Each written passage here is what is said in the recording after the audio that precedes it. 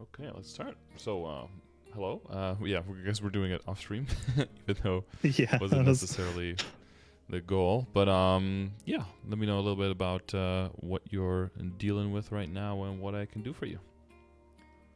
yeah. So a lot of my playtime in MapleStory is pre Big Bang, and I came back a few years ago, around the time that Arcane River was coming out, and they were like doing the slow rollout, and then just came back about 3 months ago or so, and I was midway through Destiny, and I played through like all of like the special stuff. I did all the burning characters and reg server on my old account, and then realized that Aurora was dead, and so I started a completely fresh account on Reboot to take advantage of the burning and stuff like that. Okay. Yeah.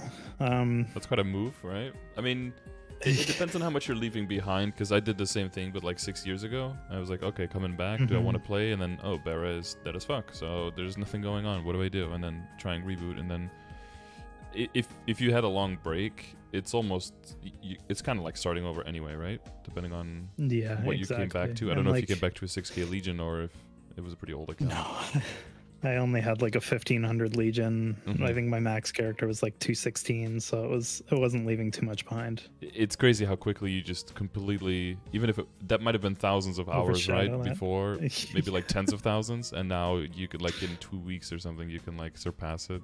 It's kind of nuts. It was crazy. I think it took me less than a month to pass my old account, and I was like, wow, this is a totally different game.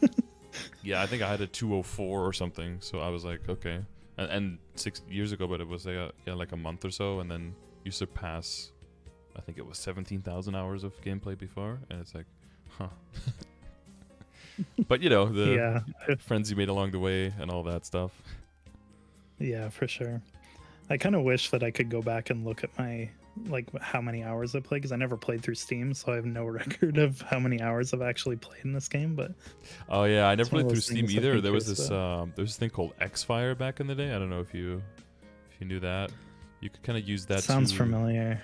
Yeah, it was. I mean, it's like this blue and white X, and then it had like a little UI where you could launch your games from there, and you can also like add friends and chat in there.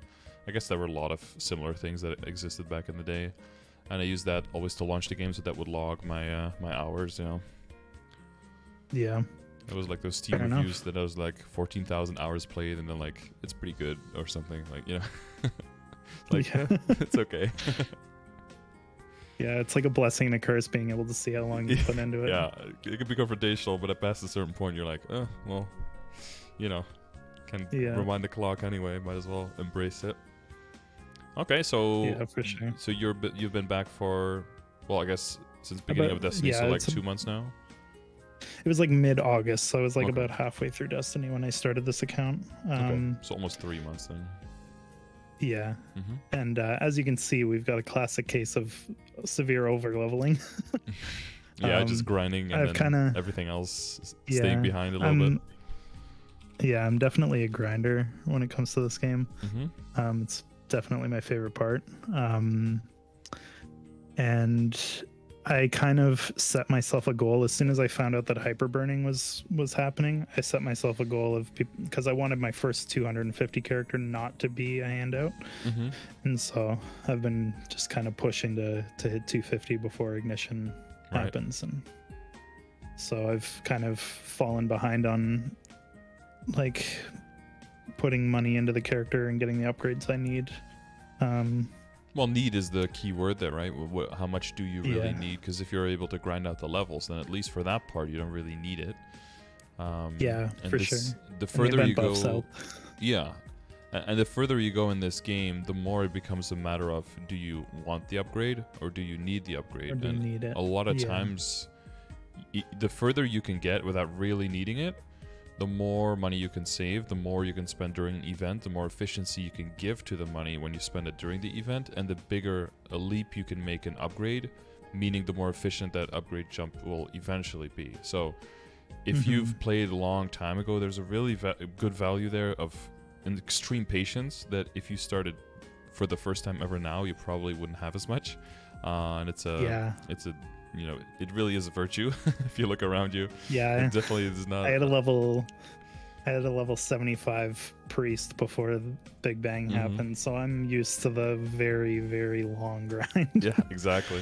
But that means that you are able to, you know, what I refer to a lot of times is kind of like gimp your character a little bit, right? So that you, in the short term, take a little bit of a hit. But then if you can save a lot up and then spend it on the opportune moments, then you can really get a lot of benefit out of it. The main thing I'm talking about is, of course, you know, Sunny Sundays with the 30% offs and the 5s and 15s mainly. But we're also expecting a Shining Star Force event, and with the Ignition update, we're also expecting 20% discount in Star Force and costs. And if I'm going to guess, you're most likely at the point now where you're going to be looking at getting things past 17 stars, right? So you have all this time to like get backups and to save a lot of money, and then wait for that event and then like go super hard basically. Yeah, that's kind of what I'm working on right now. I've managed to get like 9 bill in the past like week and a half just from grinding. Okay. So it's almost a bill a day income roughly. Yeah. I can get like just under a bill a totem if I use like a WAP and stuff like that. Which I think is pretty good for training in Celis. Yeah, looting is a little bit the problem there, right? Mostly you go there for EXP, and then if you don't have effect pet, the looting is, you know, lackluster at best.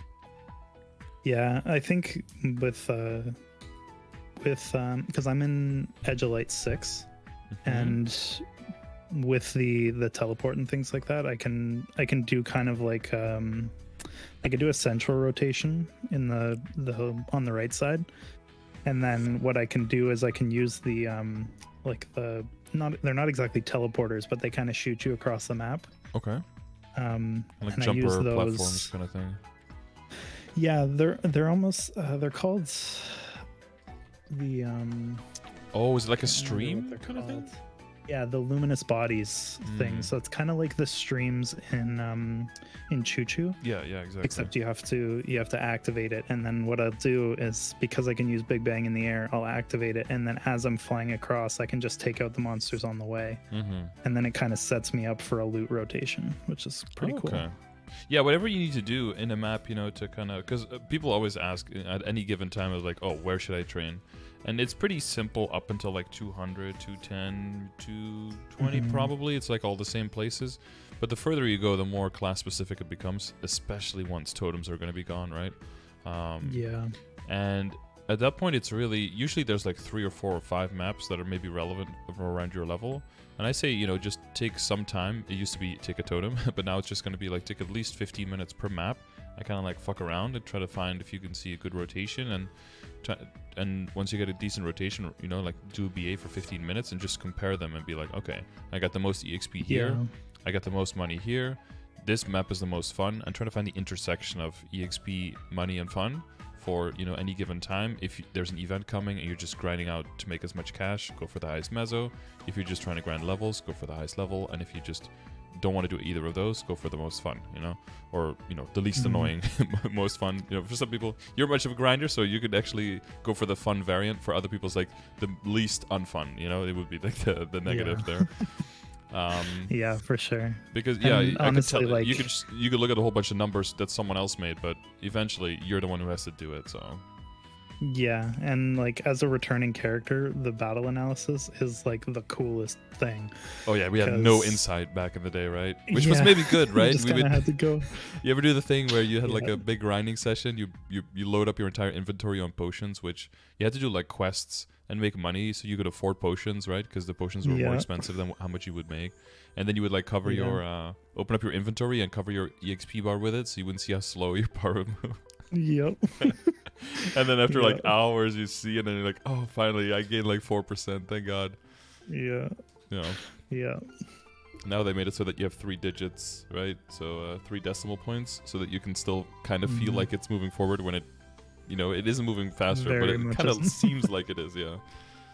Yeah, it's like once I hit 240 and it was like okay, it's taking off totem with no XP buffs. It's taken me about 5 minutes to get 1%.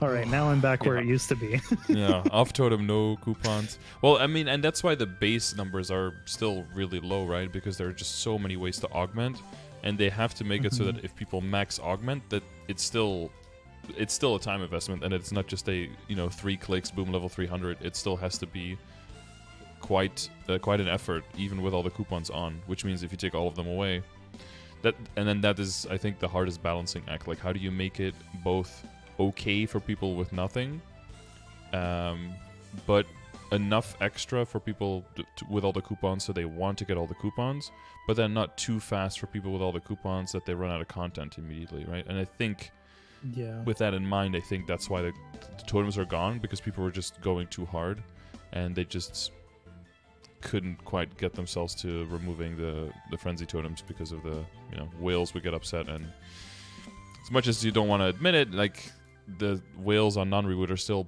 percentage-wise a big part of the money.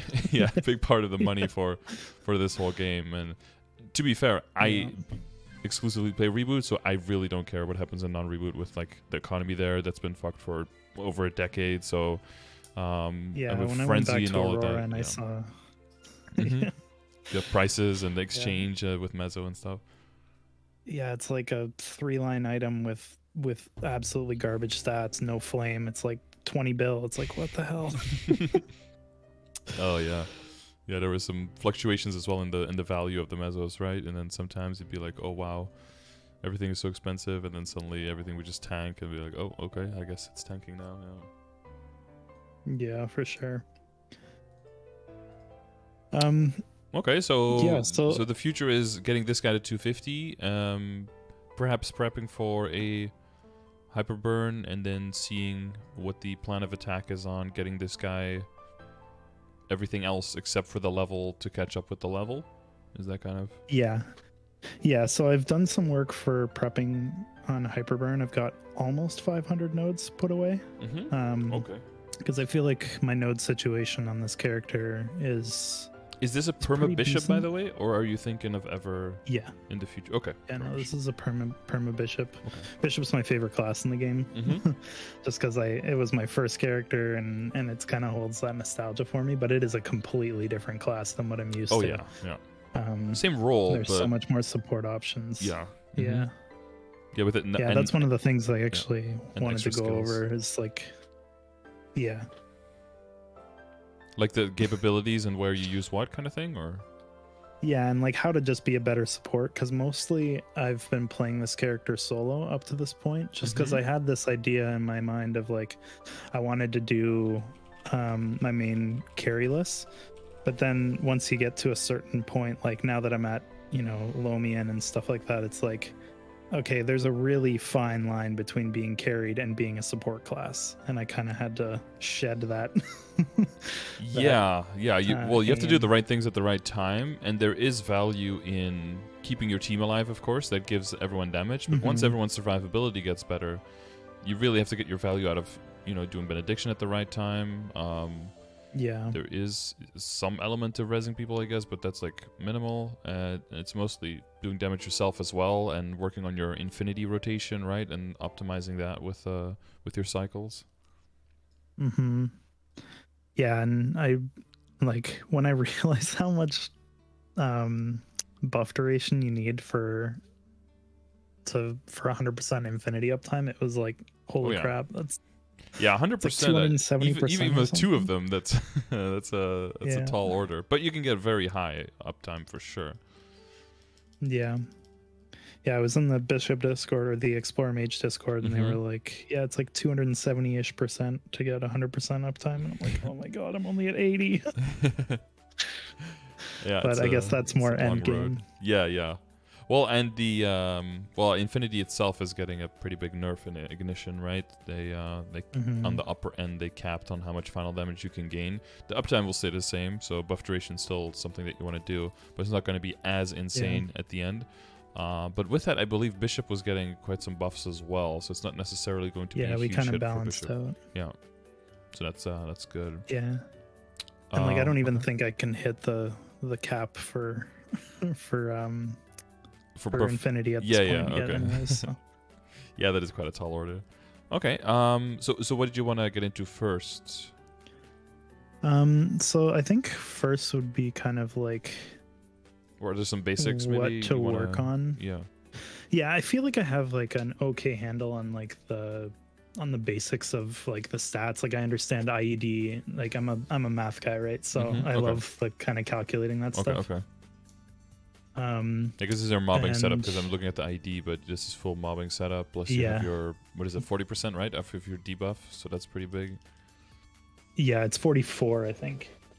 With what's it called? With combat orders or. Yeah. Yeah, that's that's pretty Sorry, massive. I gotta let my Yep. cat in. Yeah, so I do have another preset for my hypers. I forgot to include it, but it's like oh my god, I have 172 unused points. It's for hyperstats? Oh yeah. basically, yeah, because I only really put them into the one preset. Yeah, I see. So you go like, back to your bossing one, and it's completely outdated from all the grinding you've been doing. I see. Yeah, but it's basically like attack, boss damage, IED, crit damage, and then int. Yeah, in that order. Yeah, sounds good. Okay. So you want to talk about the direction of the character first? Yeah, I'm kind of like curious because I kind of feel stuck where I want to do upgrades, but I also don't know what is going to be kept for a significant amount of time that's kind of worth upgrading, and what's like more along the lines, like for example, my gloves I'm not working on anymore because they're kind of prepped and ready to be transferred into Absos once I get them. Okay. Where are your gloves? Did I scroll past them? Oh, here. Yeah, I see. Yeah. Okay. Of course. Yeah. Yeah. So I used the 5, 10, 15 in the no boom room to pretty much prep a bunch of stuff. Like I had the Ranmaru shoulder, and I also have a Ranmaru cape that's at 16 stars now too. Okay. So you're just slowly doing normal lucid. So I guess we didn't talk about that part just yet. Like, what kind of content are you doing? Like, are you soloing Lotus Damien, or are you like dueling with someone? Not yet. We had a big, because I was like recruiting a friend to see if he could help me with like a struggle Lomian, and then we ended up with like a 6-man party of everyone with like 13k, and we just melted them. Yeah. And so it kind of turned from a struggle run to a let's destroy this as fast as possible. And that's how I got the Absos that I have now. But and Lotus, so that means that Lotus and that kind of stuff is not in the picture yet at all, right? No. Okay. Yeah, I've kind of moved to a place of like, because like, as much as Bishop is a strong character, like when you're solo bossing, you can feel how much it's not meant for solo bossing. Yeah. And so I've kind of switched to just kind of doing the bosses that I can do easily, and then right, just make those and then try to find a party for everything else. Yeah, pretty much. Okay. And as I'm getting better with the class, I'm getting more confident in being in parties and stuff like that. Well, the main reason I'm also asking is like, because the question a lot of times is, do you move from a fake soul app to like a real one, or do you just kind of hold on to it because you can, and because you can do all the content and then just go straight for the arcane weapon? Yeah. So if you're not even starting on Lucid yet, and you feel like that's still like a step away, and you're going to be working on the Hyper Burn up and coming, so you're going to be able to maybe fully focus on getting the Lucid thing clear. But if you know what you're doing and you're a support, you can definitely get away with not having to make all of the upgrades, especially if you know solo you can do the things, and maybe it'll take a little bit longer, but then making that bigger jump and an upgrade instead. Arcane is just always like a big jump, right? Especially even if you're a support, but especially if you're going to be doing normal for a while. Of course, if you're a support, you could also join from normal to joining hard very quickly. And then, Yeah. but then it comes down to what you feel like is carrying your own weight and what is contributing enough to get like hard lucid killed. But if you can survive normal, you can survive hard, and if you have a strong enough party, hard can be even faster sometimes than normal if you have strong enough people. And then you could get, you know, the boxes and you can get the drops straight up, or you could also get way more drops, right? Droplets per boss, usually 3. So then with just 8 runs, so in 2 months you could have enough to buy yourself the weapon. Whereas for normal, it's 2, but sometimes 1 drops.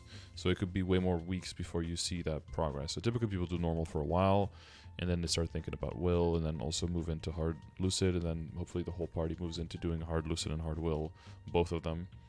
But yeah, we can kind of see if there are short-term tweaks that we can make to get you quite a bit stronger than at least you are now, and then you can reassess, like, does this feel like I'm contributing enough, and does this give me enough of a boost that I can just hold over until the next big upgrade, or if you feel like you want to still do more short-term stuff, right?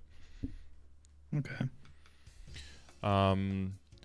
So yeah, so the gear is now a little bit all over the place, right? Because it's like a lot of moving things at the same time, like moving into Spirit Galax, moving into Absolab, waiting for a heart on the next event. You know, rings is there's probably some drop and some mezzo still going on, even though some of them are already damaged, right? Yeah, I think I only have the Kana treasure that's damaged right now. Oh, and the Eternal Flame, because I was able to hit Meso on both my pendants. Yeah, I've been kind of feeling like I'm kind of swinging back on my averages because I got like really lucky at the beginning of this account. Oh, okay. Like when my first ever legendary item was the Silver Blossom Ring. I was rolling it for Meso, and on the tier up I got Meso and all stats. So I was like, okay, cool. And it just kind of went like that. Like I did 8 16-star items in like 2 bill on 5, 10, 15, and so like now I'm swinging back the other way where it's like 3 bill just to get a belt to 15 or something like that. I see. So what's your drop rate set looking like? I see 5 mezzo and 1 drop. Does that sound accurate? And then with your holy symbol and your other stuff, you've pretty much got 100% back drop rate, right? Yeah, so I've got 50% with the item and holy symbol, and then I can use a WAP to push me up to 70% so that I can get full meso drop rate, so I don't need the fams. And then I have that's at 70, and then I have a mid fam, so it pushes me up to 120.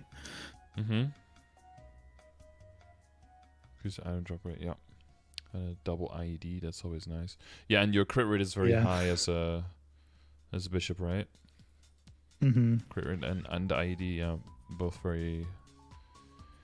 Yeah, I think my crit rate is actually higher over 100 probably, than it right? needs to be. Yeah. Yeah, it's 101 right now. It was 131 with the event buff, the night troop buff. Okay.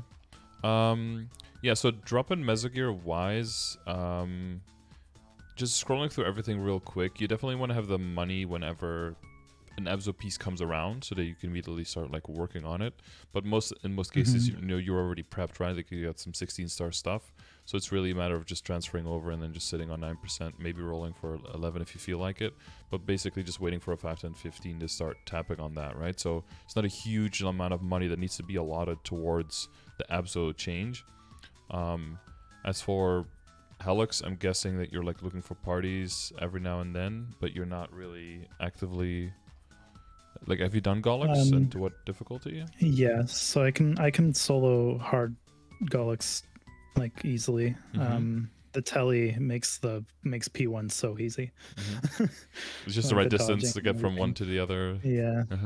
Yeah, and I'm able to duo Helix right now. I think if I like really put my mind to it, I could get the solo, but like 15 minutes is a long time to spend in a boss. Oh yeah, yeah. Um, Even as valuable as Helix, and every day, right? That's the yeah, yeah. yeah, for sure. Like I did a Helix, like a just for fun. I did a Helix run yesterday, and I got like halfway through P1, and I didn't realize that the chest breath or the abdomen breath, like I didn't realize that it healed him, and so I looked up and he's full health again. I'm like, what the Wait, heal? Oh, wait. There's things that heal. if you, because I Oh, think is it if the you breath? die to the suck, Oh, it heals him or something. I think, because that's the only thing that I could put together to. yeah, or maybe that because to he can. happen. I guess he kind of like consumes the little guys. I don't know if that heals him if they reach it to the middle. Yeah. Well, I usually use Fountain in the middle, and that takes Mhm. care of them, Okay, along okay. with Triumph Feather. Yeah, you've got some So I summons don't now, really- so that's nice. Yeah, yeah, for Destiny has sure. been pretty good to And this- Bishop. Yeah, the summon makes P2 pretty simple, because I can Mhm. just drop the fountain, and then there's like one spot, if you're like really far over on the left platform, like right on the edge, it's like a glitch spot, and he won't actually use the hand on you. Yep. So you can just stand there and attack. Yeah, you're at a range there. There's a bunch of classes that can't really reach him from there, so for those classes, they still have to figure Yeah. something else out. But yeah, for most classes, you just Yeah. stand there and wail on him. Yeah. Yeah, There's my a- Angel there's Ray. something. I heard. Yeah, that's correct. I still have no idea of my skills. Yeah, Angel Ray. Angel Ray, yeah. And then sometimes if you're too close, the Angel Ray goes like backwards and stuff, right? Yeah. Or at least you used to do that where you're like firing one way and it shoots the other way. But yeah, so in the drop in Mesogear, it's good to have the increased item drop rate. That's solid. And your inability was it Meso and buff duration? Yeah, so that's fine. Yeah. And then for your equips, you'd want so 5 lines of Meso, you have that, and then 4 lines of drop. That would be ideal because you have 9 total accessories that can get drop or Meso, right? So I would try to chase 3 more lines of drop at least, because that'll just help you with income of resources that you will need in general. It'll help you with things like kind of treasure rings, dominator pendants, that kind of stuff. Now that you're in the period where you need to be like gathering those resources, so that once events come around, you can capitalize on them. You want to make sure that you have the drop rate set, that you have that done. So I would look for 3 more lines on stuff ideally that's already like unique or and doesn't have all too much stat on it, so you don't lose too much. I don't know if you have extra pieces you can use for that. Yeah. So I have the reinforced earrings that I can use to or I think I might have drop on my current You have Meso on the my on the current solid. earrings. Yeah, I would work on Yeah. one set of 9 first, and then eventually you'll work on having like a full drop and a Meso drop like set separately. But that's more. I think that comes in more once you switch into damage gear, because then some of your pieces will kind of like lose their functionality, but they will already be legendary. So then you can simply re-roll them and then add them to the drop rate, the pure drop rate roster, basically. Okay. Yeah, well, I have an extra, or I have my old Chaos Horntail necklace that I can use to roll for drop. Oh yeah, because it's already And unique. then And then and then I also picked up 2 rings, right? We need, I think. Yeah, so I need to get some more potable rings. I'm kind of shooting for Meisters right now, but I can't get a primal to save my life. Yeah, that could be a bit rough. You could get the Treasure Hunter John ring. There's a pretty short quest line in NLC that can help you. And I mean, I don't know 100%. Some people are saying that some event rings were coming back, but not in the shop, but like as part of the rewards for like the login during the event. So either that, or if you get another kind of treasure, basically, right? Yeah. Can you use 2 kind of treasures at the same time? No, or not I at guess I would not at just the same switch it time. out. Yeah. Yeah, because you have one now. You could also just upgrade this one, right? And if it gets drop or Meso first, then you hold that, and if it gets damage, then you hold it for damage. But I would definitely work on getting just those 5 and 4, just getting that done. And I also see in the storage you got some cubes expiring. I think you're definitely still in the phase where you can put the cubes to use. So try to not let that. That's a little bit of value that you lose there. I had two cubes expire on me, but I got like 5 more today. I also got a second black bean mark today, which was pretty nice after not seeing them forever. Yeah. Well, those are nice to hold on to. Okay, nice. I carried my cousin to do normal pink bean once, and it was like the only time he logged in like 6 years. Okay. And he was like, "Yeah, let's go do pink bean," because that's what we used to run back in the day. And I melted it for him. Oh.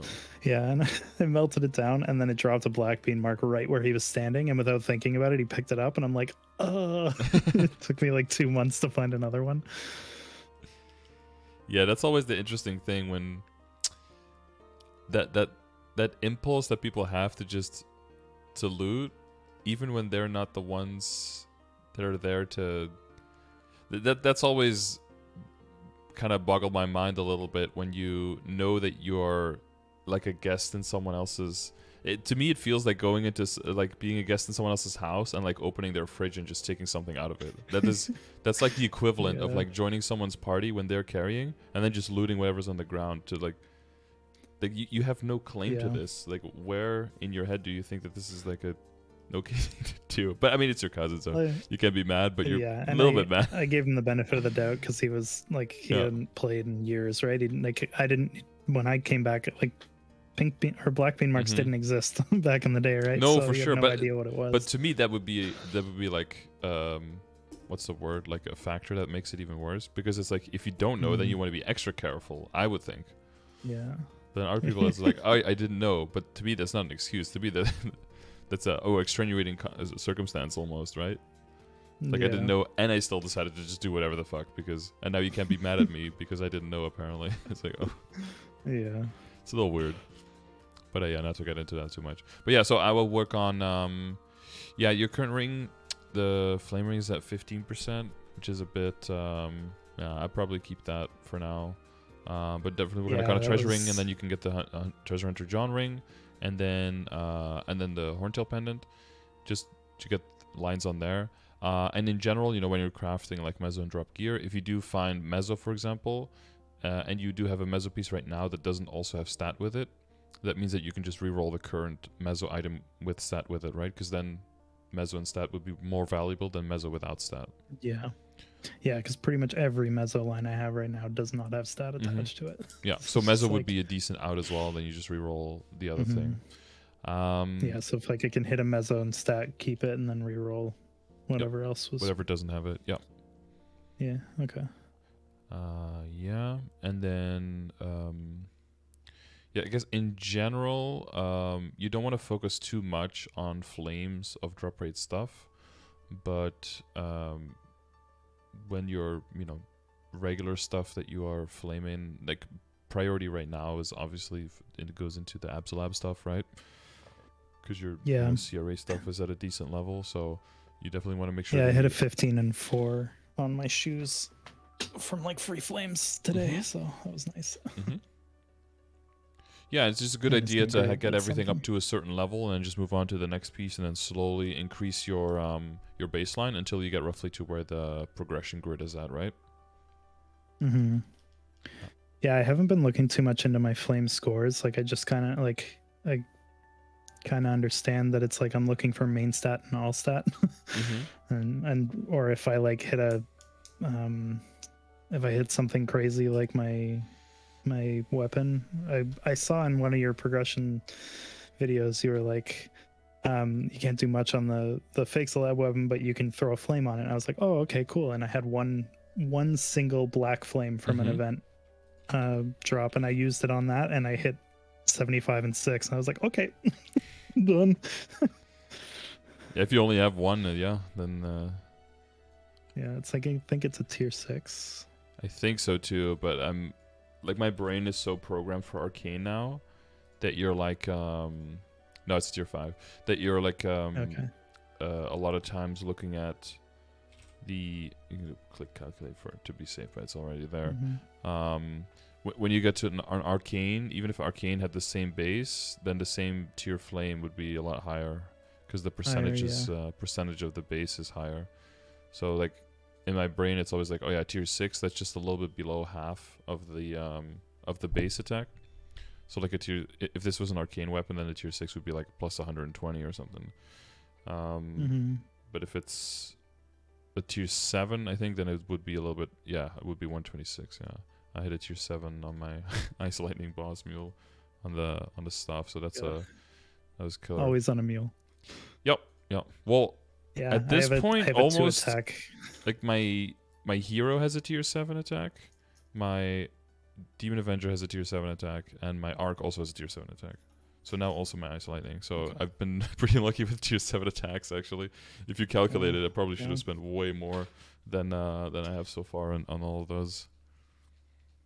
Yeah, I hit a 18% 2-line attack emblem on my Dark Knight.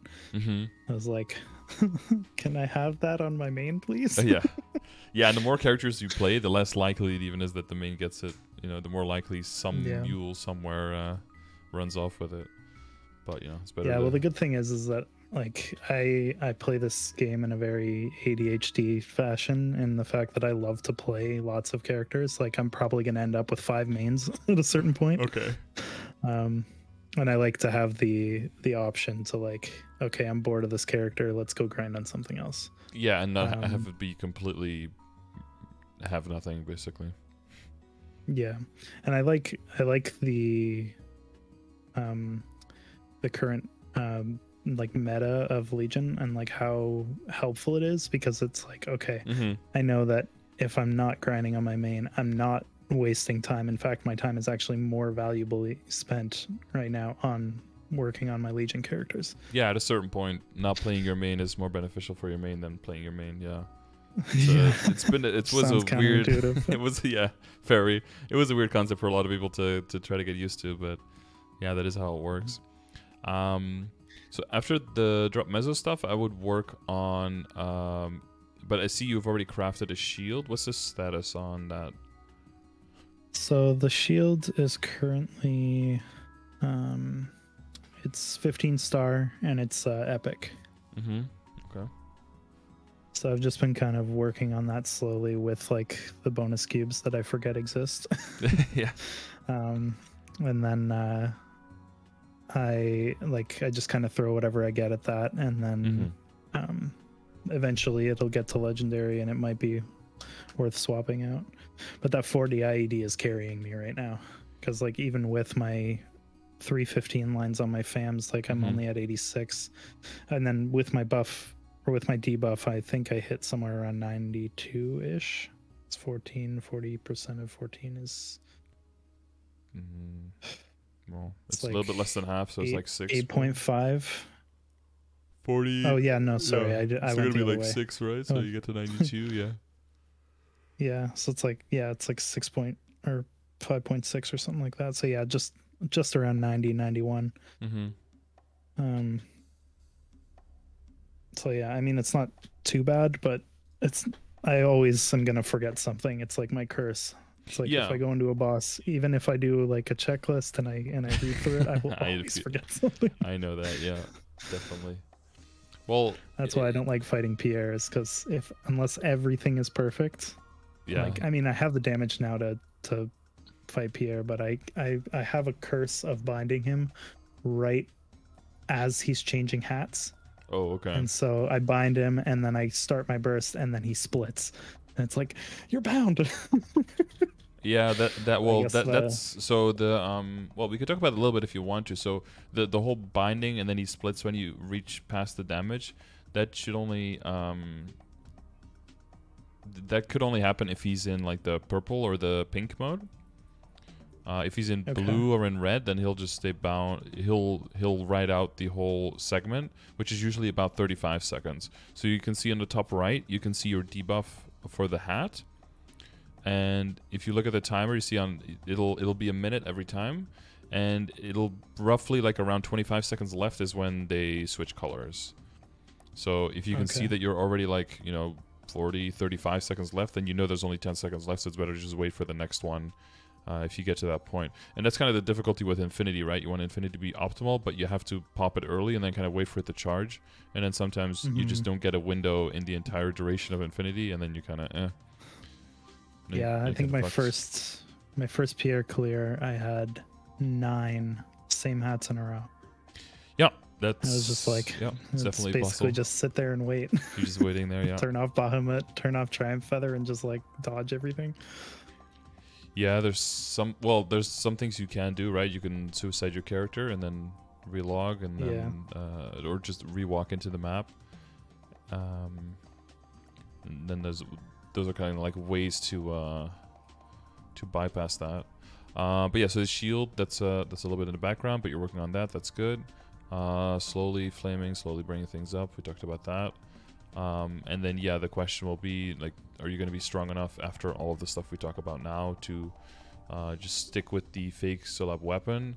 I think you'll be fine. Personally, you'll be probably fine if everything else is fine. Everything else gets elevated. You move towards superior, and the Absolab really gets taken into work. You switch to the other shield. You can get the heart in the next event, and in general the accessories. You know, you get some more damaging accessory pieces, so like the Sweetwater stuff. That should be all enough damage to be valuable as a bishop, even into hard Lucid. And then hopefully just work on either getting a box or crafting it with the boss droplets, and not needing to make an actual real Absolab and spending all the money on that to try to overcome whatever this one has right now. Okay, cool. So that would be for upgrading, I guess, like rough outline.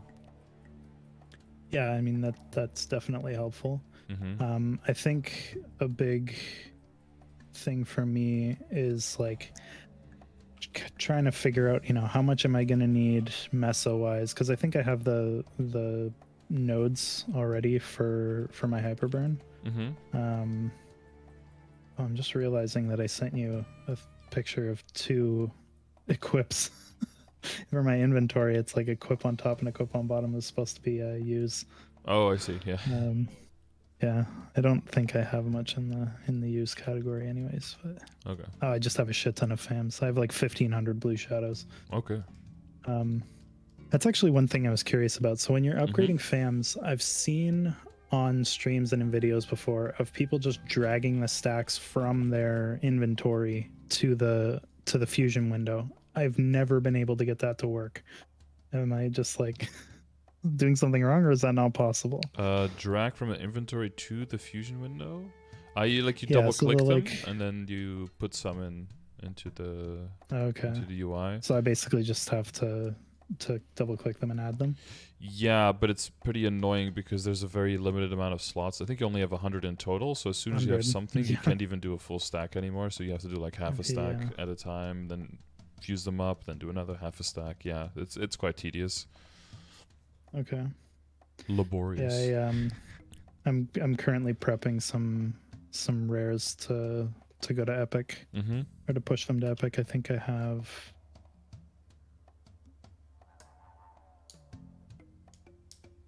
like 10 or so prepped and ready to go. I just I used my drop fam, and then I put another one in the second slot just to level it up. Yep. Yeah, so you do it until you get to 10 badges, and then you can level 2 at a time and get disappointed twice as much. Yeah, I have a few epics, and it's like, thanks for the 10% blind. Appreciate it. Oh yeah, character outline stuff and all of that is always a great reward. You know, you really feel like you're putting in such good work and getting rewarded for your hard work. Very nice. Yeah, but yeah, what I was saying before I got distracted is like, just kind of wondering, you know, how much should I save for my hyperburning? Because I'm planning on hyperburning a Cadena, just because I think the challenge of it is kind of cool. Like I'm a musician, right? So I see these playing these characters almost like playing instruments. Yes. Yeah. On a controller as well? Are you considering that or no? No, I'm just I'm on keyboard. I can't use a controller to save my life. Okay. Different instruments. But, no practice on that one. Yeah, well, I'm a piano player, so the keyboard really fits well. I see. What I'm used to. So your skills go, people go like Q to T, you go like Q to P and A to L, like the whole length, and then just like double-handed over there. Yeah, like my keyboard currently is like 1 to 6, Q to T, A to H, and then X to N with some placed on like other areas. Oh.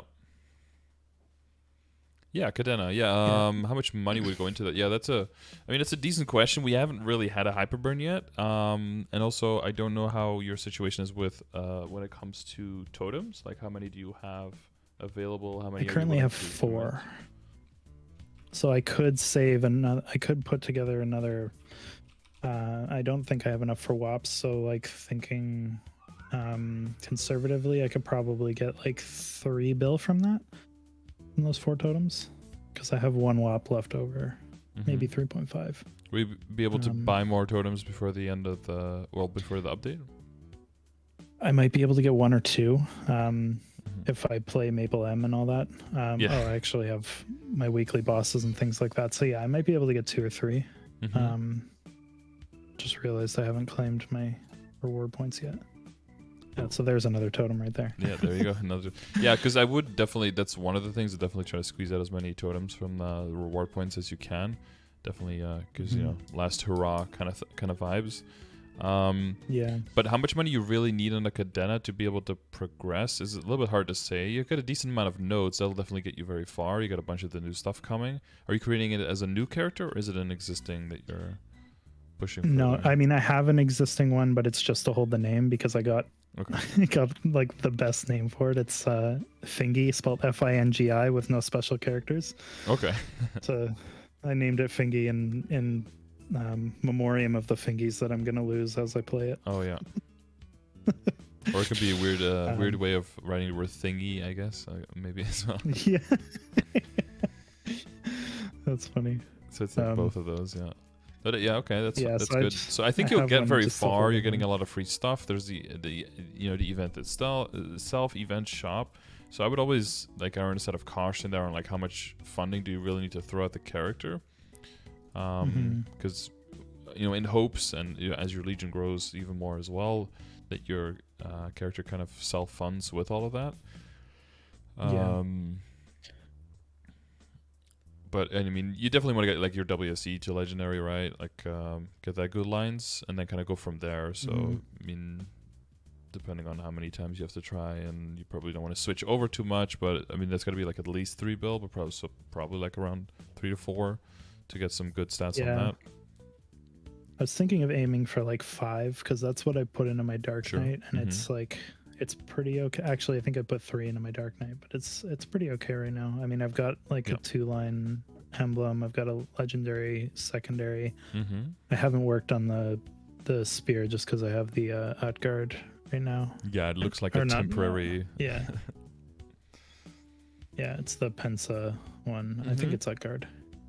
Yeah. Yeah, 3 to 5 is sounds fine. Like as a baseline, you can always see like, okay, these monsters are too strong, and it might happen once you get closer into like the 230s and stuff, is that the extra arcane power is just gonna be too much, too overwhelming, because you're gonna be leveling too fast, right, for the arcane power to keep up with the dailies. And then partially with your nodes, you'll be able to cushion that blow a little bit. But if you do feel like, okay, this character's missing out on a lot, you can get a bunch of stuff, at least I mean, your accessories and all that stuff is probably going to be epic, so maybe you get some stuff to unique. And also, if you think you're going to play the character longer, you could also just opt for the drop in the Meso gear, although the character is not going to have as much time to earn that money back. So if you're not going to push it past 250, it might not be the greatest thing of an investment, at least not in the short term.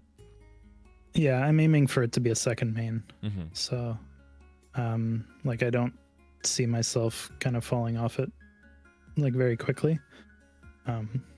Because like I find Cadena and Dark Knight as well are good buffers against Bishop, because the play style is so vastly different that it's like, oh, this is a breath of fresh air. Like with Cadena just being able to fly around the map at level like 15, it's like yeah, it's gonna do some cool stuff. No teleporting like Bishop at all, so very different indeed. Yeah. For sure. How do we get here? Hyperburn. Oh yeah, prep for hyperburn. Yeah, so for money, I would aim for something like that, and then just slowly take it as it needs to.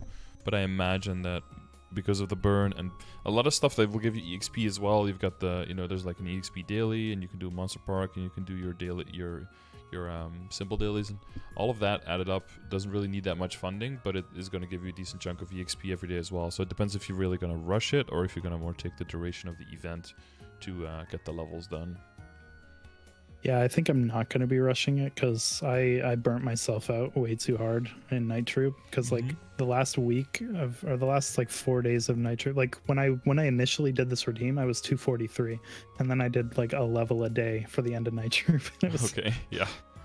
It was a lot, and so I took a few days off, and I'm trying to switch to a more casual playstyle now because I have infinite time to put into this game, and I don't want to put infinite time into this game because I'll do nothing else with my life. It's far too easy to spend 14 hours a day in this game. Yeah, far too easy. Oh yeah, I mean that's like how the game is designed, right? It's just a funnel that makes you fall further and further down, and to eventually, hopefully, you spend all day, every day, and that's their end game. And then hopefully you spend a bunch of money. Too, and I was like, yeah. Well, if you like grinding, then you're more likely than others to quote unquote accidentally fall into that. Yeah, for sure. So I want to make sure that we keep like structure because we're like a little bit over halfway. Do you want to go through the pictures and kind of take like one topic at a time, or do you have a list of questions that you want to make sure that you get through first? Yeah, I have a list of questions right here. Some are more important than others. So I think you've already answered a couple of them. Okay. Hopefully. Yeah, a big one that I'm curious about is what really do I need for crafting, and what can I toss away? Because as you can see, I've got like 5 bags. I have like you've kept a lot. I'm saving everything just in case. I know that juniper berry seed oils are like the most important. Yes. I was saving every philosopher's stone, but then I realized that you can just extract penciler, and now I have 300 of them. So yeah, you can sell a decent chunk of that, and then because that's never the bottleneck, right? So for some people the Twisted Time are, for some people it's the Grand Spell essences, but for most people it's the primal essences that's the bottleneck for crafting. So as long as your Twisted Times and your philosophers can at least track like the amount of Grand Spell essences you have, then whenever you have a primal you can always craft. So anything more than that you can NPC if you need a little bit of extra money. The big potions in general, you start selling those pretty quickly. So the reindeer milk and the dews, just because they actually NPC for a decent amount of money, and you typically just get power elixirs and stuff to use on mules once you have a decent amount. Because even like 5k is not going to cut it. Like even like 30 levels into a character, you're going to have to pot like 4 times to get your HP back. So those are typically just straight up NPC. I'm probably gonna sell those stacks because I was keeping them for Legion mules, and then it's just like I realized with the speed that I'm getting the elixirs from and leveling, right? Leveling is like a free potion in the beginning as well, and by the time you use your first potion, you're already like level 60. Once you really start growing your Legion, you'll get to like level 120 and haven't used a single potion yet. So that's a little bit of a hidden value there as well.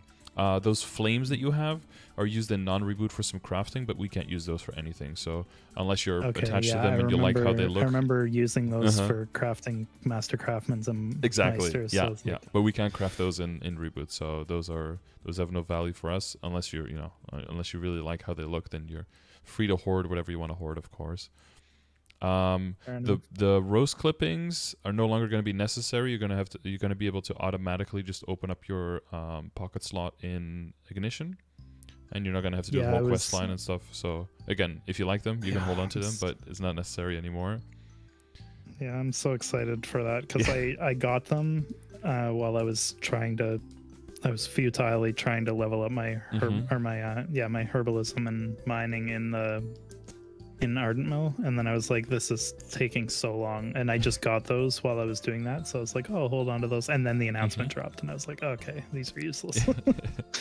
Yeah, you don't have to have a whole inventory waiting for them. Yeah. Well, I see you've got some pieces of time in your bag and in storage at the same time, which, you know, that's the glory of bags, is that stuff just disappears in there, and if you don't check, it'll be lost in there. You're not going over the contents of the bags, I don't think, right? So there's not too much extra junk going on, but in general, the very low-level stuff, is good resources just to get a character's alchemy leveled up. Getting your alchemy to level 6 on a character that you're going to be playing is a good idea, because then you can extract items of all levels, right? And with alchemy, if you want to, you can fuse items together as well, but fusing is not very good unless you're at least level 10 or higher. If you're below level 10, then fusing items together is pretty shitty. Like, you get the flame you get back is like worse than a red flame value, the rest than less than a powerful flame, so it's almost not really worth your time. But yeah, so the main things is definitely juniper seed oils, and the Husop flower oils are also decent. The one you have 70 of here, the more light purple. Yeah, what are they used for? They can craft boss rush potions, so that's 20% boss damage for 40 minutes on a 50-minute cooldown. They're kind of being phased out now if you're like in very far late game and in end game, because of the red sparkling potions that drop, because they do the same thing and they can't stack with each other, but those last 2 hours. So then they kind of phase out, but it's, you know, until then you might want to craft some, maybe, if you get your alchemy up. But you'll have to get your alchemy leveled up quite high to be able to do that. Yeah, my alchemy and my smithing are both at 10 right now. Yeah, that's good for extraction. Yeah, because I needed to craft the initial set of wops, because I did make a set of wops and EOPs at one point, just because it was like the last few days of night troop, and I'm like, I need to go hard. So yeah, just have a batch in your inventory so you can go hard. Yeah. Oh yeah, and so you're doubling on some of the resources, right? I see on the bottom right, because the production bag can actually hold a lot more stuff. You see you have the Twisted Times in there as well, and the Dusk I've moved those essences into my inventory since. Or not the Twisted Times, but yeah, so I mean, sometimes you want to keep like a batch somewhere, especially on the character that might be the one that's going to be in charge of crafting some stuff, you know? So it's not a bad idea for sure. But yeah, the other ones, so what will you probably need at some point? So the so those oils, and then there's some stuff when you're crafting like coin purses and crafting some of the other potions. I believe you will need the like, they're like bluish purplish. They're like in the middle of your top bag. These I think it's chamomile, or that might be the red one. Oh god, what are these things' names?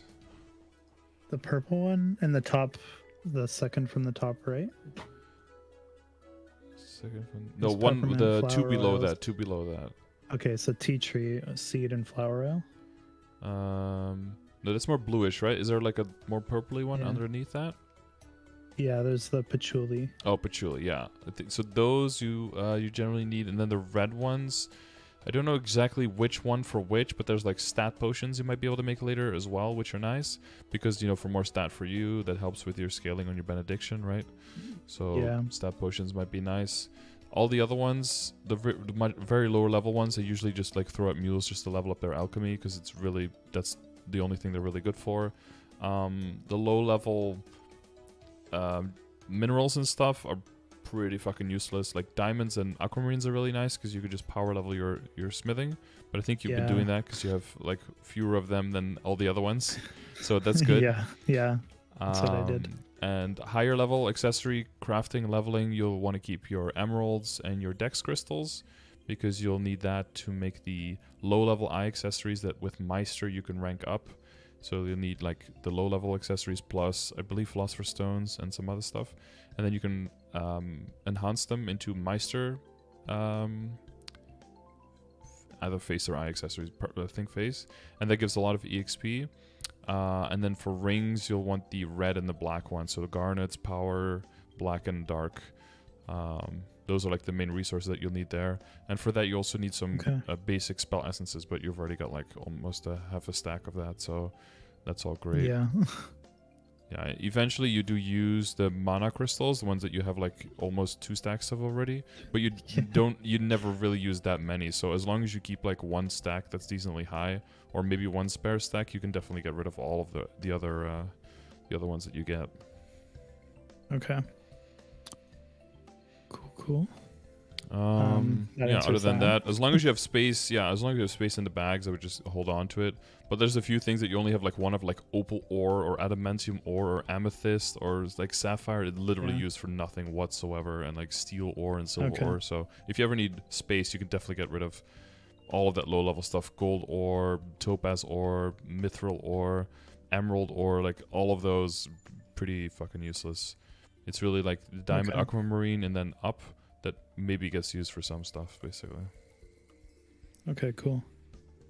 Yeah, I had some friends who were like, why would you spend that much meso on like all those bags and opening up all your inventory at this level? It's like, because I like to have an organized inventory.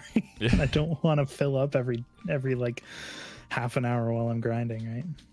Yeah, or be like 100 levels further than where you are now, or 50, and then be like, oh, you should have actually been keeping this mineral the whole time, because actually there's some endgame stuff that right? Like if you do Threads of Fate, there's some kind of ores that they want, so, but then you can always check on the mule. But I believe like if you want to build up Tengu, I believe he wants garnet ores, for example. So, they'll get some use out of it at that point. But you really never have to like craft the crystals, right? Because you by the time you need them, you have like 100+ of them, so you'd never really run out. So you can keep the ores as ores, and you can keep the things as things. You really only refine the seeds, right, to get like the seed oils and stuff like that. Yeah, that's why I have a bunch of juniper berry seeds stashed away, because I was like, if the seed oils are good, I can probably get the oils from the seeds. So I should hold on to those. Exactly. Yeah, it's like 6. You need 6 for 1 craft, and then sometimes it turns into magic powder instead of into oil as well. So there's a loss factor there as well. Yeah. Okay, cool. Okay, next one. So the next one I was wondering is like, how long should I wait before I change my inner? Because I have a pretty good inner for my character. I mean, I know I need attack speed +1, but I can get down to attack speed 1 right now with speed infusion and with all the other green pots. So that's like not too bad right now. It definitely feels way better. But I feel like, because I see Jeff perhaps did he play Bishop, and he's just teleporting like every half a second. It's like, holy crap, is it that big of a difference to 1? Zoom. Yeah. So the idea is like, what is the eventual setup you want to, right? Because you typically, there's only like 3 types of, maybe like 4 types of inner ability. There's the absolutely useless one. There's the one that's predominantly for mobbing. There's one that's predominantly for bossing, and then there's some kind of aberration hybrid. I guess we'll hold this for now because it's kind of good for both, kind of thing. Right now, you specifically have one. Well, you kind of have a little bit of a in the middle, right? It's not specifically only for mobbing. It does help for bossing as well with the buff duration. So that means there's only 2 ways to go from here, right? There's either going even harder into mobbing, or there's going into bossing after this, or going into something that predominantly wants to do bossing but also could help in mobbing. So I can foresee an ability, for example, with so first things first, if you're trying to get the attack speed +1, the move you want to do before that, you don't want to go attack speed +1 with circulators and then lock that and roll the other 2. You could get something useful. I want to go for my unique line first. Exactly, yeah. So that means you're going to need the budget, right? The realistic budget to go for the unique line, and having the honor EXP to lock that and roll back into the attack speed on the top one. For most people, I would advise that when you look into that, that'd be at least around like 2 million honor XP before you start considering that. Like 1.5 to 2 is like at least where I would advise you to be. Yeah, I had to fight myself not to use it on the 50% off the other week. So I was like, I have 500. It's like I could maybe get something good, but like I'm trying Yeah. to stick to the idea of I want to have way more than I need so that I guarantee the upgrade that I want.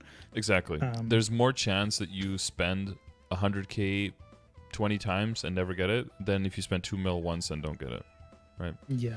So you want to for sure. you and I would say because that's kind of gated behind the honor experience, you definitely want to wait, but it's also gated behind it being a logical expense to go for the circulators, but you already have 25% buff duration, so it's only an increase of 13 there. So it makes more sense to me to get your money towards your potentials, your star forcing, and popping star force even like past 17 eventually on CRA and all that stuff, and working on Legion and Links and getting more buff duration from there instead. And then circling back once you have all the, once you have like tens of billions every single time, and you're like, oh, the next event isn't for another like month and a half, and I don't only have like 1 or 2 items I really want to work on, so there's a bunch of money available, and my honor experience is like past 1.5, is like approaching 2 mil. This time I'm just gonna, throw some circs out. But I would always set yourself a budget, right? Say like I'm gonna spend 5 or 10 or whatever, and then just stay within that budget. If you don't get it, then cool, go again next time. Yeah. And if you do get it, then commit and then re-roll. So on a 50% off. Yeah, I've been surprisingly good with keeping to my budget. It's like I don't like I feel like I'm like the one person in MapleStory who doesn't fall to the peer pressure of just tap it. Yeah. Everyone I hear, it's like, oh, my buddies told me to tap it, and then it boomed. It's like, yeah, that's what happens. Yeah, well, that's what can happen, but everything that can happen will happen is a is a reason people say that. Yep. I don't know. Cool. They have more fun in the moment, I think, but it depends on if you're looking for fun in the moment and like the adrenaline rush, or if you're looking for long-term, boring but reliable progress. And that I'm more in that category, but that's not for everyone. I know that. Yeah, me too. Yeah, I've had people like try to force like a meta down my throat, and it's like, and that's one of the things I love about this game, not people forcing metas down my throat, but the fact that everybody can have a completely different opinion that is correct on how they should progress, because everybody progresses differently, right? Yep. Like, I want to make sure that I can still enjoy this game in 2 or 3 years, right? Whereas most people are like, I just want to get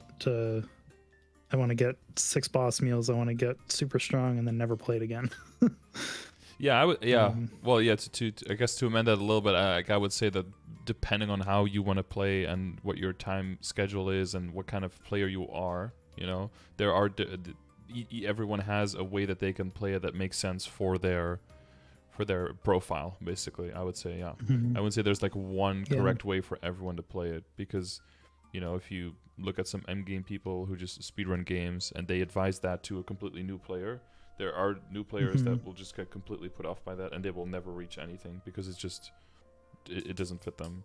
But in the same way, if you give like day one advice on like, oh, just play around and play with the flowers and just have fun and do all the quests, like people who want to speedrun a game are like, they're out in 2 days because they're like, what the fuck is this, So you have to try to match one and one together, I guess.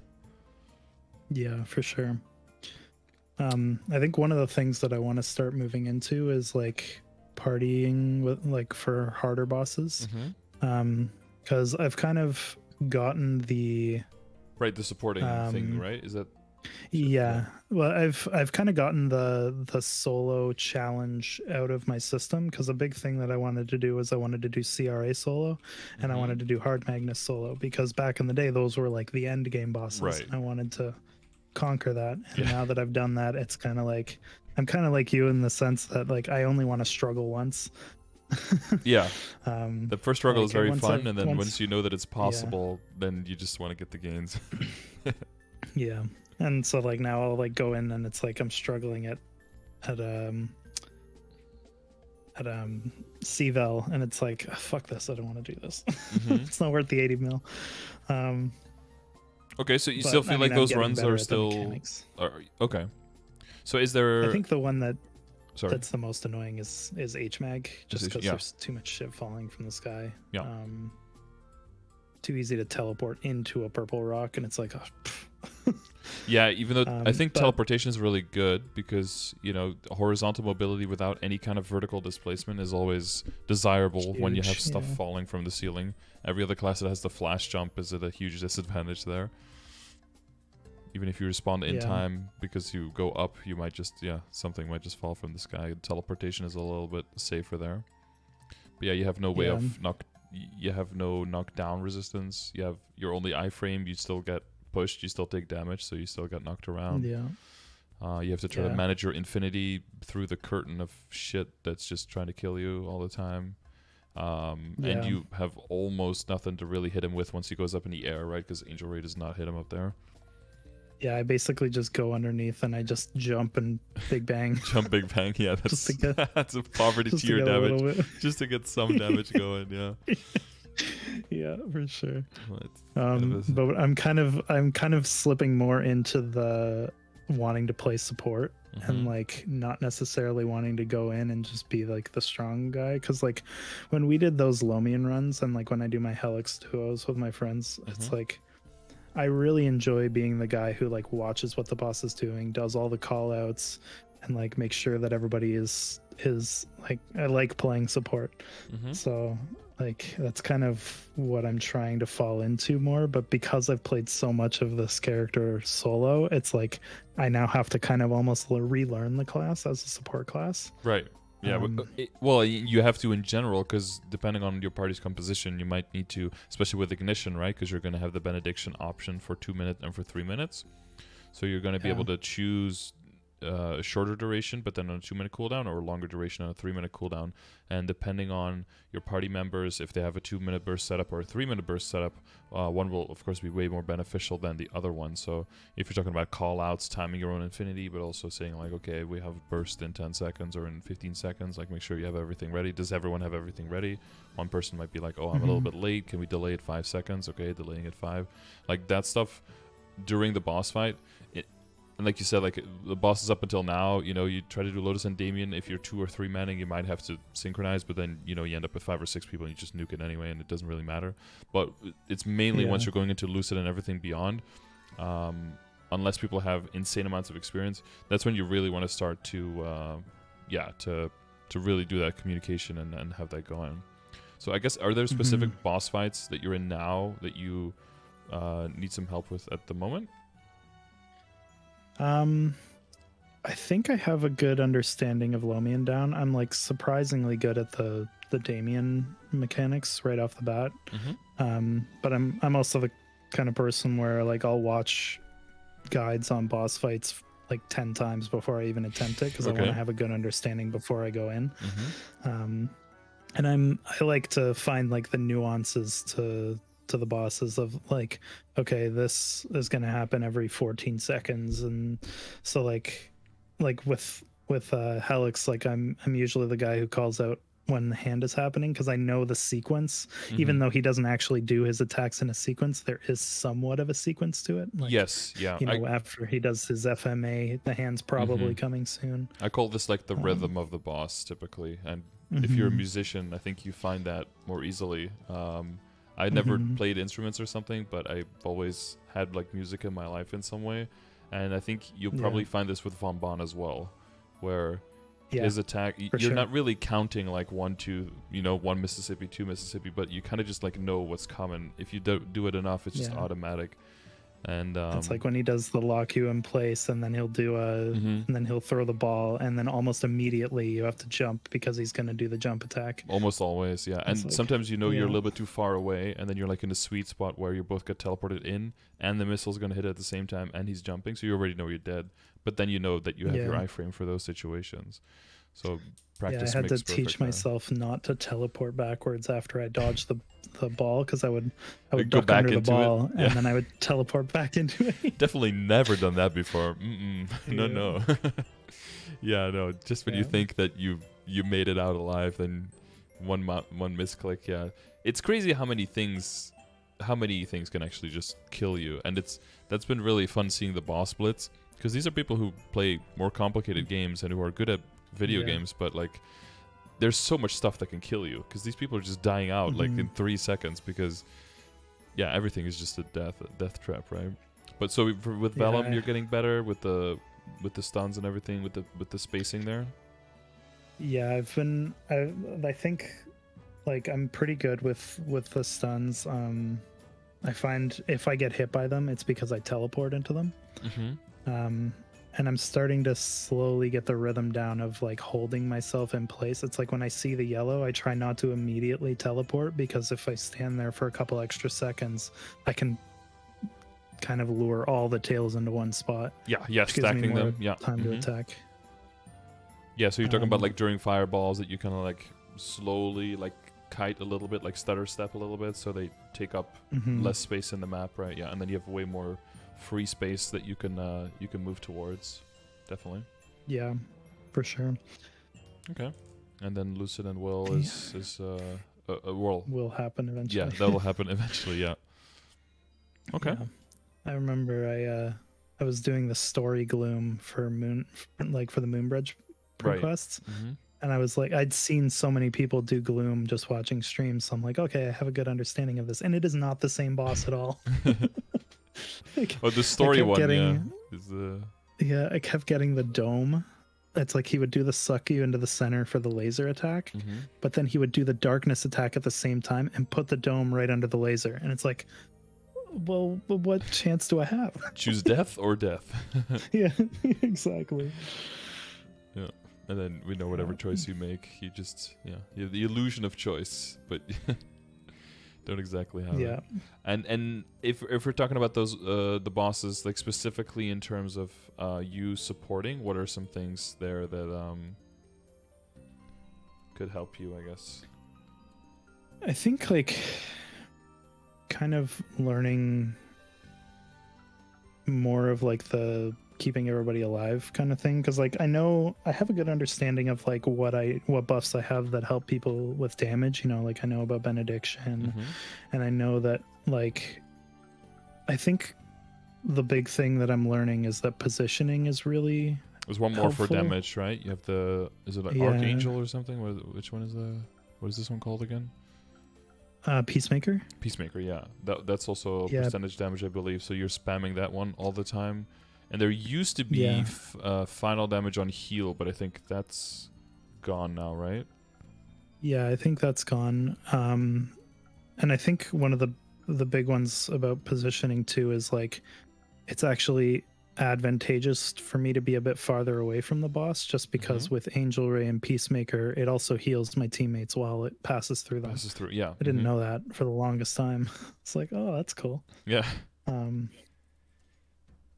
like I'm also trying to like, it's like you want to try and be support by like using like the holy water and the fountain.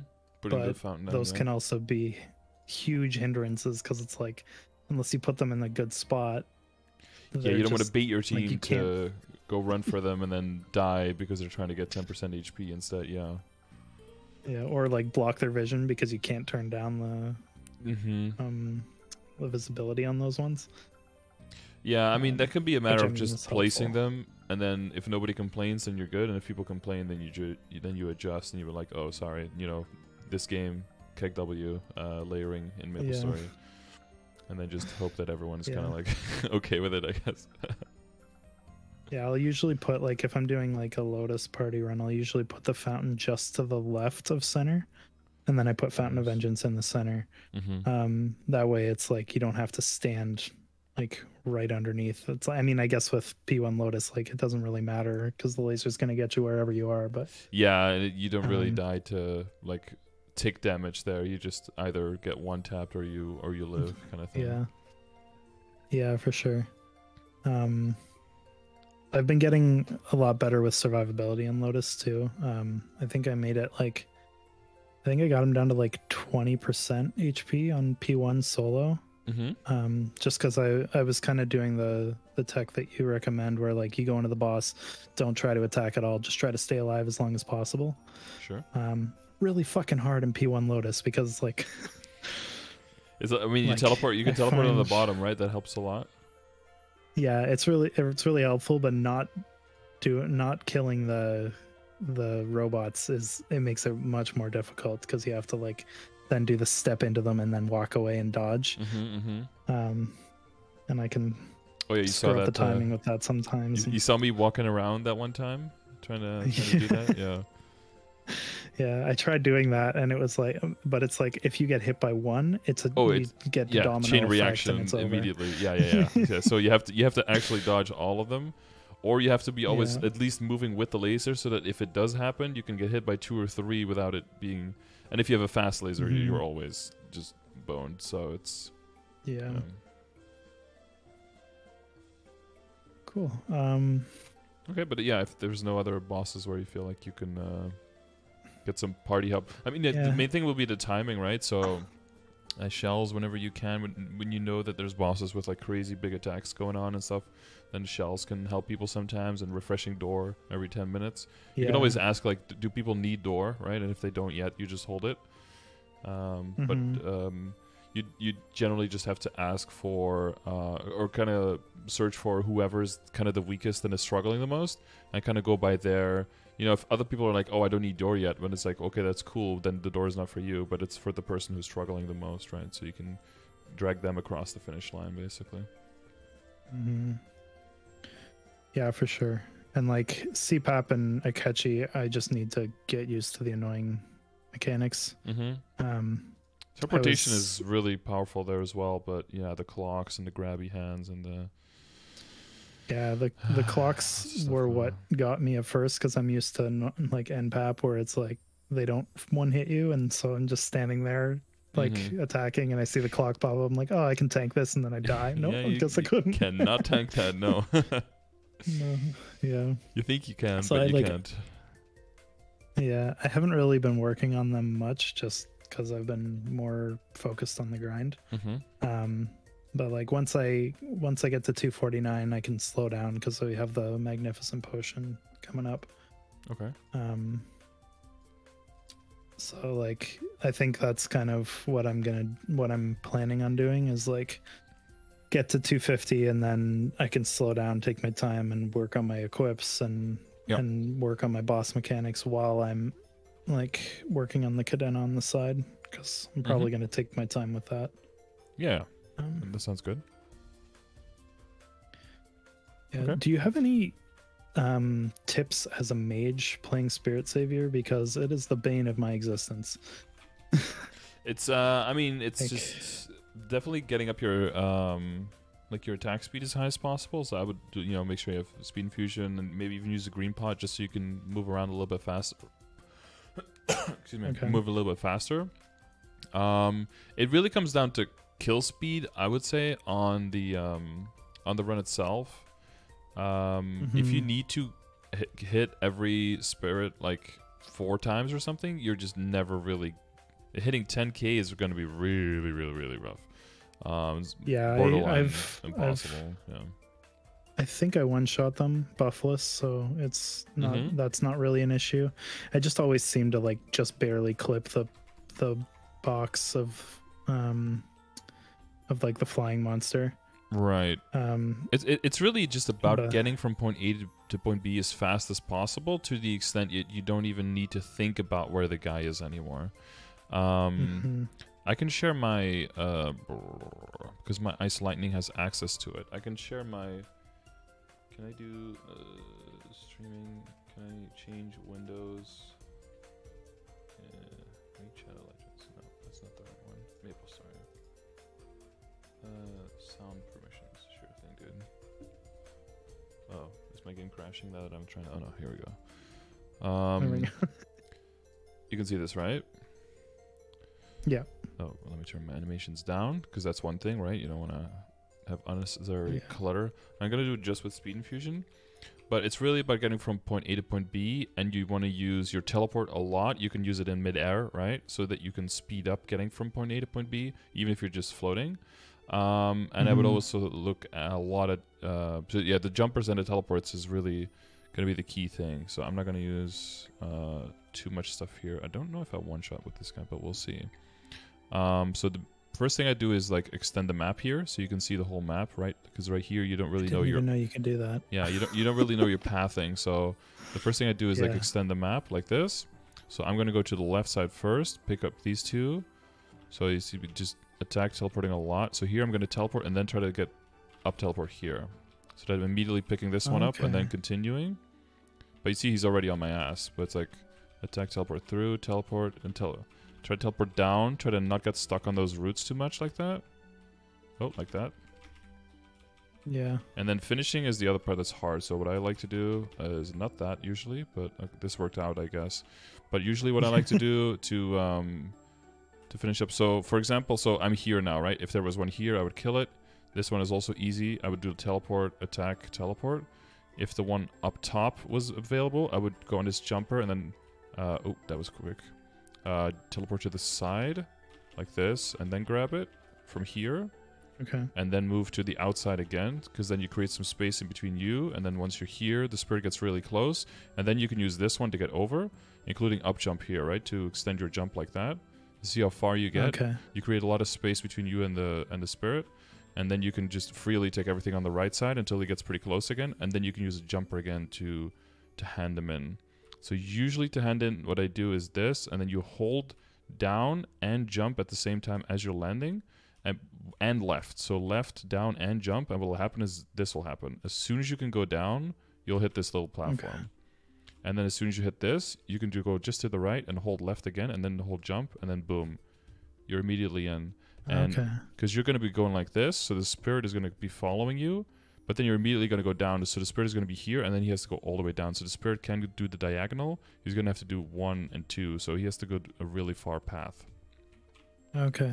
And that's so he basically has to go to where you were last. Yeah. So the last thing you want to do is go diagonal, because if you go diagonal, the spirit can go diagonal, and then you close the space between you, right? Okay. So for the sequence here, I will use a jumper. So I would go down, jump here, and then teleport to the right. Usually, I missed it here. Usually I go like, so you can do jump, up teleport. Oh, I don't have my toggle on for my distance, because I know that I can do this. I know I can reach this. So if you're close enough, you could do down jump here, and then teleport to the right, and then you land right on the top of the teleporter. Oh. And you can use teleport to kind of stop your momentum, and you can use the up jump to continue your momentum. Extend it. Okay. Yeah, exactly. So now I know I'm at 4, so I'm going to try to finish there on the bottom one. So I'm going to teleport down as well before I land, just to get on the ground a little bit faster so I can get that kill. Did you see that part? So as soon as I just looked away for a second. Yeah, so as soon as you're around here, coming from the air, you teleport down, so you're immediately there. So you don't have to worry about down jumping through the vines, because the down jumping is really what slows you down. Yeah, and sometimes you jump twice in the same spot, and then spirits on top of you. So what you want to try to get into habit of is just teleporting through them all the time. So sometimes it's better to be a little bit further away and then attack and then teleport in, rather than being closer and then being stuck on having to down jump. So it really just comes down to, like, you know, getting a better feel. I guess I'll do a full run. Just gonna see. So I can do this. So I'm gonna use the jumpers as much as possible. Here you can harvest from the top, so you don't have to necessarily go down there. That can also be helpful, just save a little bit of time, you know? Okay, I'm like understanding a little bit more. Like, I'm watching the map to see the movement of the spirit, and it's like I'm kind of understanding it a bit more. So here I wait a little bit because he's on 4. Around, so here I teleport down to get down a little bit faster, because that means I can already hand in by the time he's transformed. So here I'm going to use the jumper and then up teleport to try to get, right there. So I'm already picking this one up. So that one's already respawning as well. And if it respawns in a favorable position, I'm going to use that one to finish, which I'm going to do because it's near the middle. So I'm going to up jump again, jump over, and then do the same thing we usually do on the right side, but then do it on the left side. And hold the jump, and then jump in, boom, and it's handed in. And the spirit just doesn't have any chance to get to me. So here we're going to try again what I did before. Now this time it worked. Hit the jumper, catch it from the top. Up jump in the air. Boom, that gets you all the way on this one. Look at how much distance is between me and the spirit right now. Like, there's no way he's catching me. I actually have to slow down now, because if I go, he'll actually be really close to where I want to be. So I have to wait a little bit on him. He's not fast enough, you know? Okay. Boom. It definitely makes a lot more sense. Yeah, and this comes from playing a lot of other characters that don't have teleport and then wishing you had a teleport, and then, but you always have to try to find, yeah, what is the strength of your character? Mm-hmm. And then after a while, you're just not even, you're barely looking at the spirit. You're just, okay, what is my ABCDE, right? 5. So I'm gonna go here first, so I can go off to the side, then go back, then do the jumper over the middle. Oh, there was none here. Whatever. Up. Catch this one. Boom. This one. He'll get pretty close, but it's okay because I'm already down, and now he's floating up there. He just has no chance to get to me. Okay. And it's 20,000 is a perfect run, right? I've seen higher scores. So if you have no skip, then you need like 3 runs of 10k. If you have 1 skip, I would advise to try to get to 15, because then you can do 15k on the first run, and then just int the second run, and then autocomplete the last one for another 15, and then you get your 30 total. So I like the 15k runs if you have 1 skip. I think I have 2. Yeah, so if you have 2 skips, you can go down to 10k again, because then you can auto-complete the last 2, and then you get 20, 30 for free. Okay. So it's like is 30 the most that you can do in a day? Yeah, you can only get up to 10 coins, and every coin costs 3. Up to 10 symbols, and every symbol costs 3 coins. Yeah. Okay. Where's my? Oh, here it is. Okay. Yeah, I've just been dumping all my spare arcane symbols into. I was doing it into Latch at first because everyone was telling me like Latch is the worst, and then now I realize that it's kind of free. yeah. Like once you get to a certain floor, it's kind of free. Yeah. Yeah. Well, yeah. So now I've just Sphere and Morass is like the slowest ones, and then Lachaline is like 3rd. But for a lot of people, it would take very long to get to those last ones.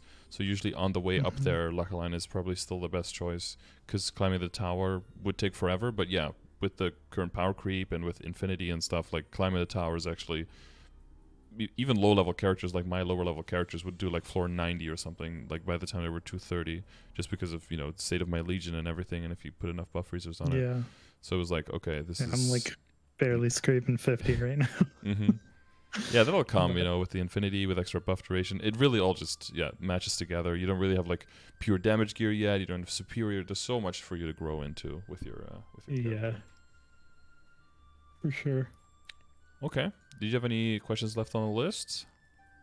I think we kind of went over managing multiple mains. Yeah, a little bit. And once you start doing more bosses on them, you'll start like trickling resources. You'll have like a cascade of resources working its way down, and then it'll be way easier to get a character to the point where it's like, oh, now this character can actually do some cool stuff. So let's do that cool stuff, and then he gets more resources, and then the next character on the list gets more free resources, and then it'll just be a snowball rolling down the hill basically. Yeah. Okay.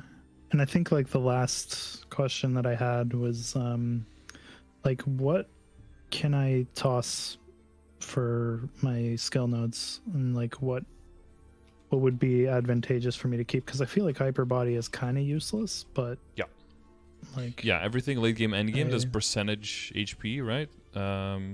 So if you scaled off of MP in some way, or all of that stuff, but everything is percentage, so it just doesn't really matter how much you have there. And your benediction doesn't do anything with mana, so yeah, I have that extra, the 245 slot unlocked now too. It's like an older picture. I see. So basically what I'll do is I change out Ethereal Form and Ardenova for Speed Infusion and the Will skill for when I'm mobbing, and then I'll switch it back for, I'll like usually pick one, like either I use my bind or my yeah, those are specifically so I would want to have your God, what's it called, mana Mana Overload? Yeah, Mana Overload and your Decent Speed Infusion always in there, like as baseline. Okay. And then Arachnid Reflection as well. So from what is specifically for mobbing, specifically for bossing here is your Urdanova, your Ethereal Form, and your Goddess Blessing, right? Those are really only for bossing. So those three, without those three, the ideal like mobbing setup, and you have an extra slot, would be to put Mana Overload in there, the decent Speed Infusion, the decent Combat Orders, and the Spider Skill, and just slam all of those in there. Okay. You have an extra mobbing summon, you have the higher attack speed, you get a little bit more magic attack and whatever, everything that Combat Orders does. But it also increases the base damage, or the base damage of your 4th job attacking skills, right? So it also works on that. And then Mana Overload is just, what is it, 7 or 8% final damage? So that's, that's, and mana is whatever, you just slam 8%. Potions. Yeah, and I have Autopot on my pet, so I never even really have Autopot in like 3,000 ginger ales, so I never no really worries even think about my health or mana. And then if you switch to bossing, then it's probably Combat Orders is like the lower value that you can take out, that you can replace. If you need a survivability, then I put Ethereal Form in there. If you're solo bossing, I probably just put Bind in there. And the Goddess Blessing really starts scaling once it's at a high level. At the lower level, Goddess Blessing isn't that useful yet. But if you do put it in, I would always put it in a leveled slot, like over over Sharp Eyes, for example. Because Sharp Eyes, higher level Sharp Eyes doesn't really do that much. I would always put a 5th job skill in there to get more value, or maybe even your Bind for a slightly shorter cooldown. Cooldown, yeah. Okay. Yeah, I think my boost nodes are pretty okay for now. I mean, I have level 50 for my main attacks, so I got is it matched to be like 2 of each, or is there a little bit of overlap still? So there's what do you mean? Like, is it just 2 of each of the ones that you want? Yeah, so I have two sets of perfect trios. Okay. So I have my Big Bang, Bahamut, and Angel Ray twice over different configurations, and then I have Genesis, Heaven's Door, and Heal for the other 2. And Heal is still needed? I believe so, because it helps with Angelic Wrath as well. Okay. I think it's still part of the perfect trios. Let me just double check.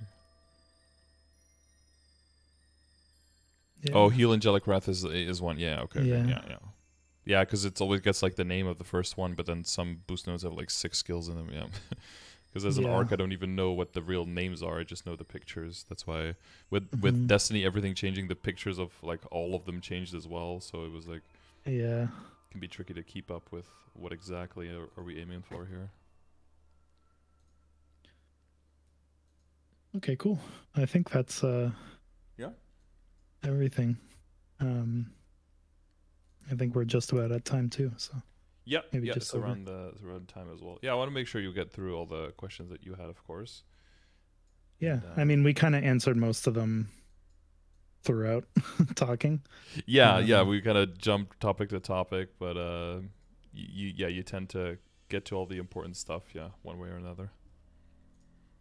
Okay. So if anything like very specific still comes up but you feel like we didn't address, because I mean, I can see like your setup for your Legion board and everything. It doesn't seem like you need a whole lot of help with that. I guess small point is that in your mobbing setup is you have magic attack and then MP here, but you probably want to switch to MP with intellect, right, to get a little bit more intellect out of it.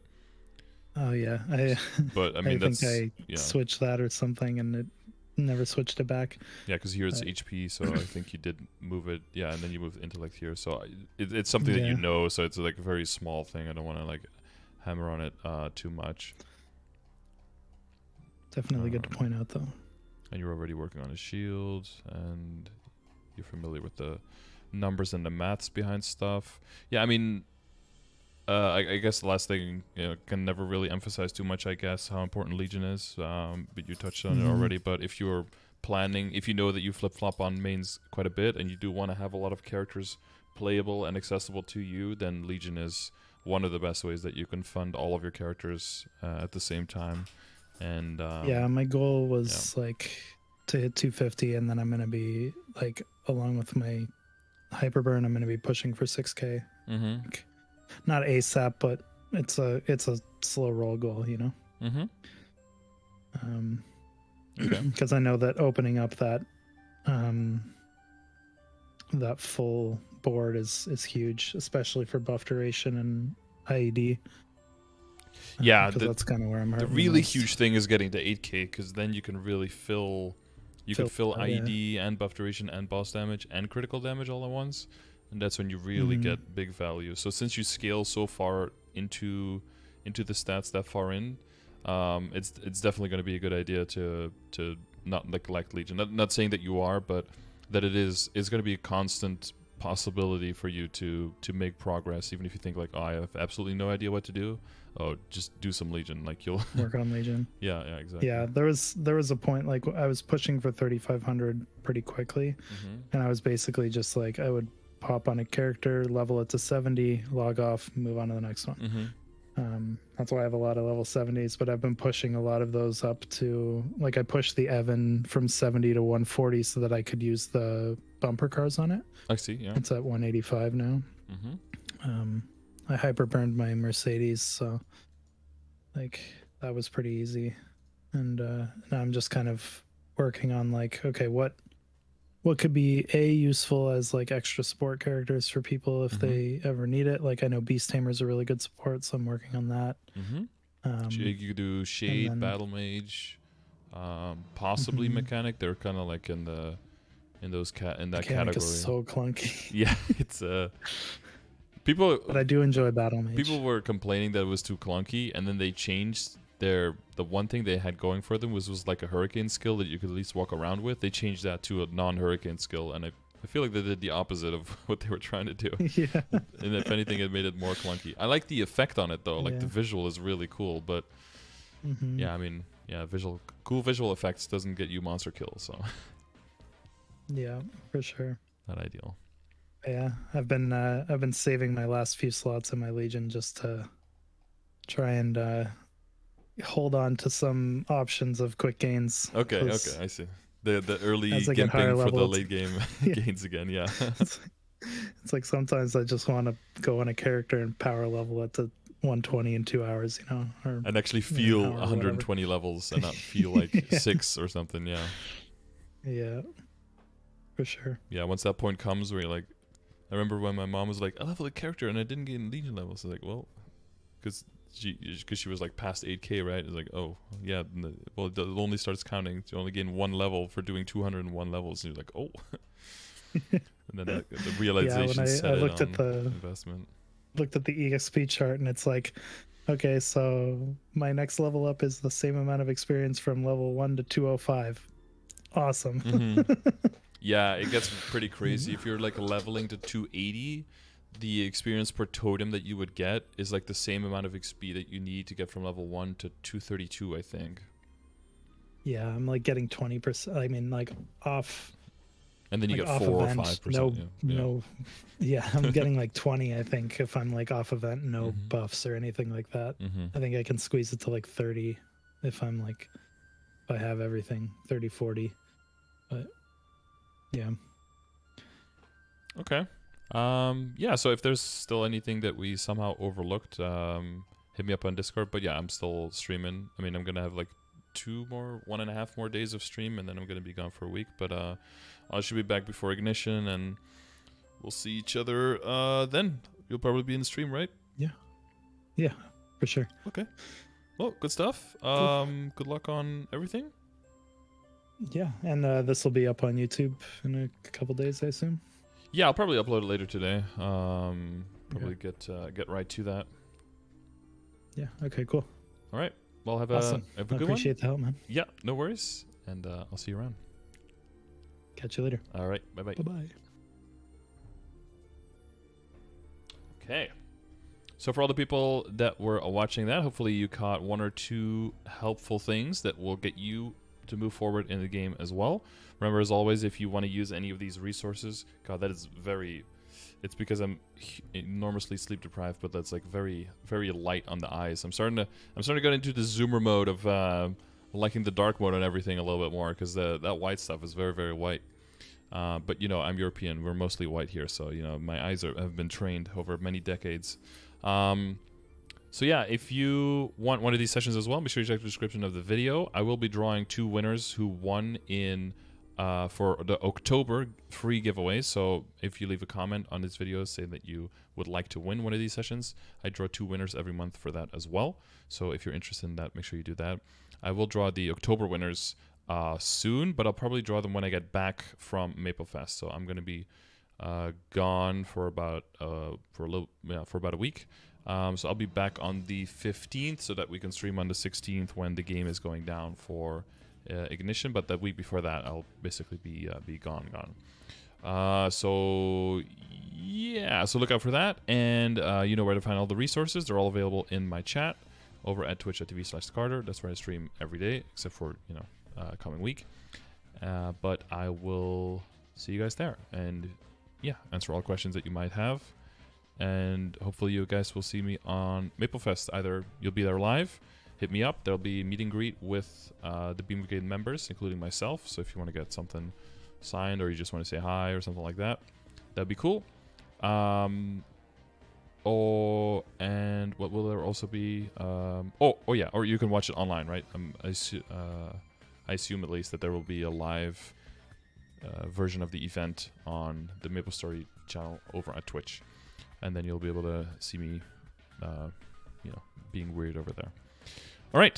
So thanks for watching, and I'll see you either in the next video or live on stream over at twitch.tv. Thanks for watching.